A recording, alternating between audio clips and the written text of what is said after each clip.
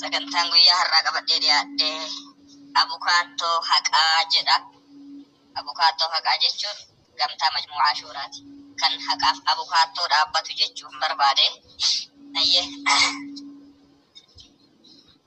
Abukaattoo haqaa galanni kan saati mootii samiif dachii isa hundaa uume kan asiitii achi isa dhabamarraa hundaa argamsiise isa mi'aa jiru hundaa dhandhamsiise. Alhamdulillahi faaroonsaaf haa taatu adada lakkoofsa aduun seentee baatuun galanni kan saati walitti deebine.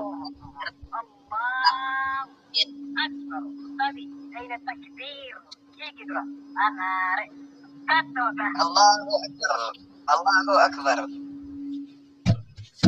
Galanni kan saati walitti deebine ramadaana soomaaf dhaabbataan geessine iida iideffannee firoota dubbisne sha'aa'ira diinii takbiirtaan mul'isne ji'a tokko oliif yaadaan wal mararree shawwaaliin xumurree baga wal agarree gaaddisa tokkummaa majmuu'ata shuuraa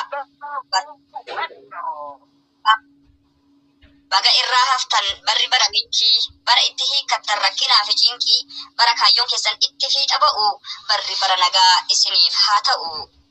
Majmuu'ata shuuraan gaaddisni qur'aan makanniisaa kan deemu wal faana ammas kan duriirra tokkummaadhaan cimee miseensaaf keessummaas gammachuudhaan simee sammuu nama hundaatti kan ta'u yaadannoo fuulduratti imaluuf cimseera dhaadannoo.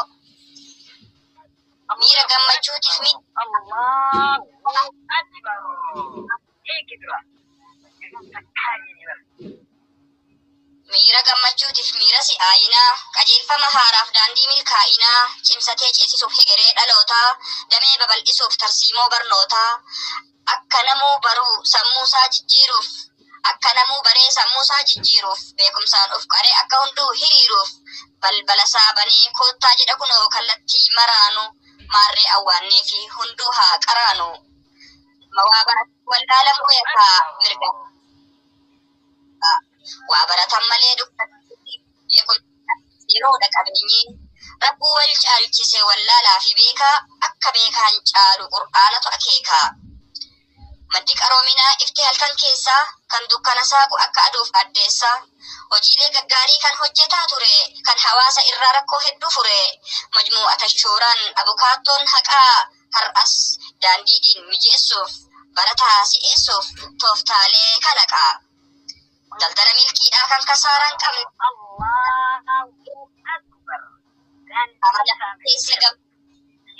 dorgommii wala fooqa warri dhiibbatan tokko hamma sadii badhaasaddaa qabu mee dhagahii badii.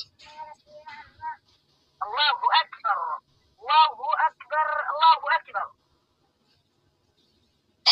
Sagaleen takbiirtaa kun hedduu na jeeqaa jira booda soonaaf gootani tenshin na godhu jirtu dhiifama. Maaluma qophaa'ee mee nutti mul'isaa gurraacha moo adii akkami biftisaa warroota jettaniif hunduu gurra qaraa anoo waan saan beeku jarumarraa bara.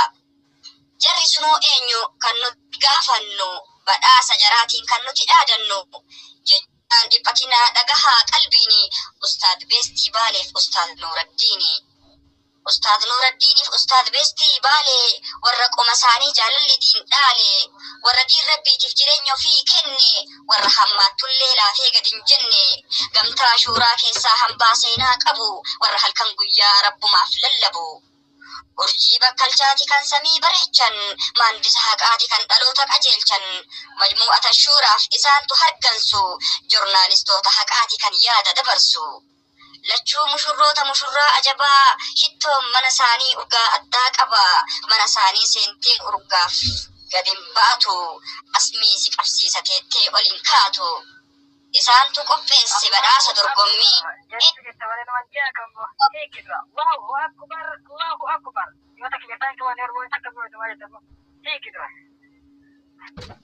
Isaantu qopheesse badhaasa dorgommii eentu eekamuma kormii sarpiraayiziidha walumaan dhageenya garuu hamma sanii tilmaamuu dandeenya. Warra injifate beekuun ni ulfaata kan badhaasa qopheessan mushurroota waan ta'aniif ana badhaasichi shittoo na fakkaata. Isin hoo maal jettu yaada keessan kenna kan sirrii tilmaameef Allahu akbar jenna. Kanafaa oomishe abukaattoon haqaa.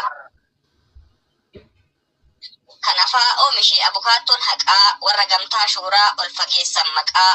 Isaantu shuuraadha shuuratu isaanii warra jechaaf gochaan wal simu bifaanii. Majmuu'ata shuuraa abukaattoo haqaa jennee si moggaafne hojii kee ilaallee maqaa kee ol kaafne. Hojii kee tufaaya kanaaf si leellifna. Guddadhu mul'adhu jennee si eebbifna.